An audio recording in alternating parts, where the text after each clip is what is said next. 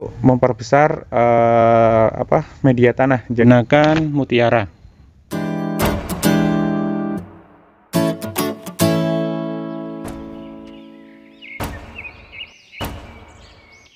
Assalamualaikum warahmatullahi wabarakatuh. Halo Sobat Petani dimanapun Anda berada. Nah, kali ini kita akan melakukan perawatan untuk bibit alpukat yang sudah disambung oleh Bapak Haji Badarudin dan sudah jadi, dan melakukan perawatan. Tapi sebelum kita lanjut, jangan lupa klik subscribe dan tombol loncengnya dihidupkan agar kami semangat untuk membangun channel ini dan memberi informasi kepada kalian. Di dalam pembibitan milik Bapak Haji Badarudin, Bapak Haji Badarudin melakukan perawatan guna menanggulangi agar tanaman bibit sehat dan juga berkembang baik. Salah satunya dengan cara penggantian dengan polybag yang lebih besar dan juga penambahan rabuk seperti rabuk sintetik ataupun rabuk kandang. Untuk penggantian polybag, Bapak Haji Badarudin melihat dari perkembangan si bibit tersebut. Jikalau si bibit tersebut berkembang baik, maka Bapak Badarudin mengganti polybagnya dengan polybag yang lebih besar guna memicu pertumbuhan yang lebih pesat lagi. Berikut ini adalah pembahasannya. Nah, sahabat botanikal, di sini di depan saya sedang melakukan kita pilih lah untuk bibit yang kita ganti polybagnya karena dari pertumbuhan si bibit ini bagus. Nah, kalau pertumbuhan si bibit bagus, kita langsung memindahkan polybag ke polybag yang rada besar karena ini kan polybag untuk sealing, jadi beda ya. Ini adalah lokasi untuk pemindahan dari polybag ya. Nah, kita menambah media tanahnya. Nah, kita untuk biasanya kalau misalnya ini kan termasuk baru lepas plastik, maksudnya lepas plastik itu kita melepas dari penyambungan yang ada di sini. Nah, kita lihat dari perkembangan dari si tanaman tersebut, karena tanaman tersebut itu kalau misalnya pertumbuhannya itu sangat bagus, nah dia memerlukan nutrisi yang lebih. Nah, makanya kita ganti dengan polybag yang rada besar yang seperti itu, dan kita menggantinya dengan dengan plastik yang kodenya 15/30/30 ya. Nah, seperti ini fungsinya ya, untuk memperbesar media tanah. Jadi memang memperbesar media tanah agar akarnya itu bisa tumbuh dan juga berkembang. Dikarenakan juga kalau misalnya kita menggunakan plastik yang kecil, ini kan termasuk plastik untuk sealing atau bawahan. Nah, plastik yang sealing atau bawahan ini pastinya kalau untuk patan atau rabu asli rabu kandang itu kan pasti kemungkinan besar itu akan habis. Makanya kita pindah ke polybag yang besar, langsung ke polybag yang besar. Nah, seperti itu. Jadi hanya untuk perawatan saja. Sedangkan kita juga bisa melihat dari akar, dari pertumbuhan dari akar yang bawah ini. Kalau pertumbuhan akar bawah itu bagus, pastilah nanti akan perkembangannya pun akan bagus pula. Itu dari segi pembibitan. Nah, tapi kalau misalnya kalian mau beli, saya sarankan jikalau kalian beli, kalian lihat di sini. Nah, kalau ini berat, berarti keseluruhan kemungkinan adalah tanah dan tidak terlalu banyak seedling ya. Kalau terlalu banyak seedling itu repotnya di sini. Kalau kalian ingin menyiram itu kalau kebanyakan seedling itu dia akan cepat kering.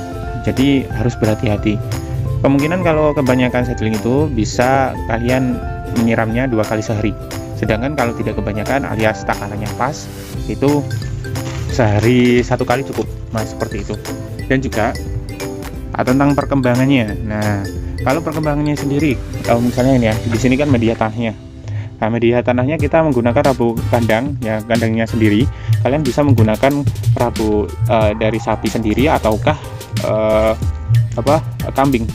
Nah, tapi kalau kita menggunakannya kambing, karena kambing itu terurainya itu berjenjang, bukan langsung terurai, dan kalian harus memilih rabu yang memang itu matang. Nah, kalau misalnya kalian memilih yang sapi, biasanya kan kalau masih aktif itu zatnya itu panas dan akan ngegas. Kalau ngegasnya itu bisa membunuh tanaman kalau kebanyakan ya. Tapi kalau misalnya rabuknya itu sudah matang alias sudah tidak aktif lagi, itu bagus untuk pertumbuhan si tanaman. Jadi kalian harus memperhatikan dari segi aktifnya rabuk ya. Jadi kalian harus berhati-hati tentang itu karena memang bisa membunuh tanaman tersebut. Nah, untuk pupuknya sendiri, untuk pupuk pertumbuhan kita menggunakan Mutiara.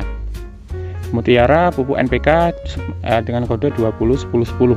Nah, ini berwarna hijau biru toska. Nah, jadi untuk kalian kalau mau menggunakan ini, tapi harus hati-hati ya. Kalau menggunakan ini, kita taburkan sedikit-sedikit aja, karena nanti bisa berdampak negatif kalau misalnya kita memberinya terlalu banyak. Nah, dampaknya itu seperti ini. Kita akan perlihatkan, kita akan contohkan. Jadi daun dari si tanaman tersebut itu akan mengering bagian sininya. Nah, itu akan mengering karena kita ini dari dari pengalaman pribadi lah. Jadi tidak diragukan. Memang kalau misalnya pemberian Mutiara NPK 20 10 10 itu kalau misalnya terlalu banyak, itu akan membuat daunnya kering.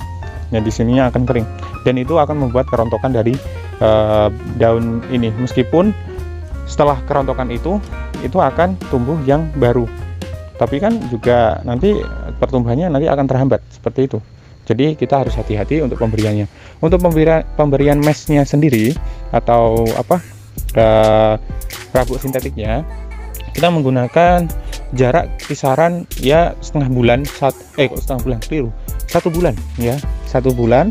Terus nanti untuk perawatannya lagi kita cor dengan air 1 hari 1 kali. Nah, seperti itu. Tapi sebetulnya itu juga tergantung sama kalian mencampurkannya dengan sajelingnya ya.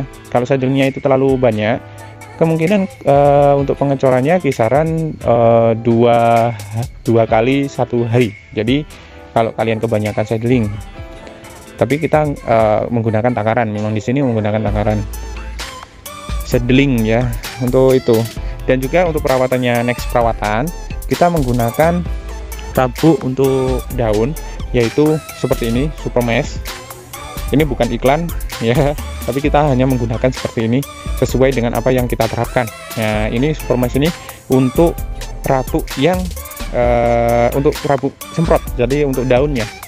Nah, kita menggunakan ini, 1 tutup ini kisaran kita campurkan di 5 liter air aja, terus kita semprotkan di di tanaman ya. Kalian bisa menggunakan skor juga untuk perawatan 1 bulan 1 kali. Nah, skor itu hanya untuk menghambat dari pertumbuhan si jamur atau menanggulangi pertumbuhan dari si jamur dan bakteri.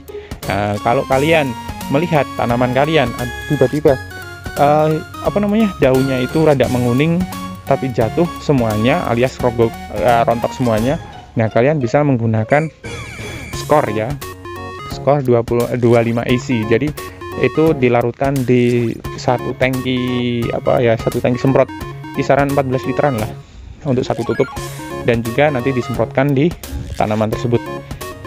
Jika kalian menanggulangi atau mendapatkan tanaman yang rontok seperti itu ya, setelah 2-3 bulan setelah polybagnya diganti itu akan jadi seperti ini. Memang kita akan bisa membedakan antara peluang dan juga jenis-jenis yang lainnya, karena saat penyambungan, setelah penyambungan itu kan baru tumbuh, itu kita tidak bisa membedakan antara alpukat yang lain karena dari segi daunnya itu sepertinya sama seperti itu.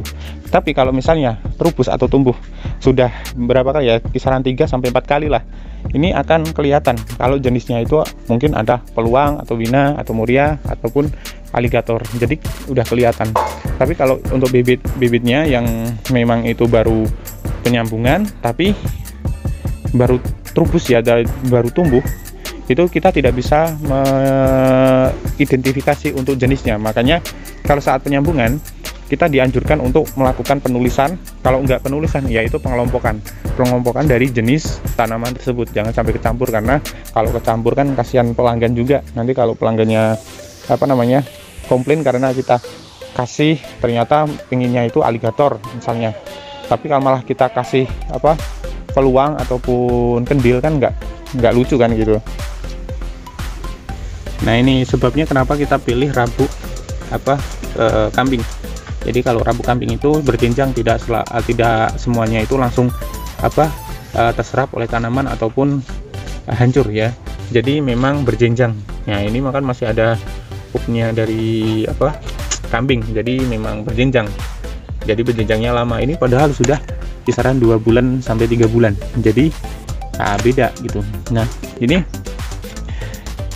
jadi bakalan calon rembuyung ya, jadi memang banyak daunnya gitu ya. Kalau yang di sini itu alhamdulillah kalau bibitnya itu sehat ya, jadi nggak ada kendala satupun. Nah ini jenisnya dari aligator, nah, karena kita bisa lihat dari daunnya itu bergelombang ya, seperti itu. Ini memang ciri khas dari aligator itu seperti itu ya.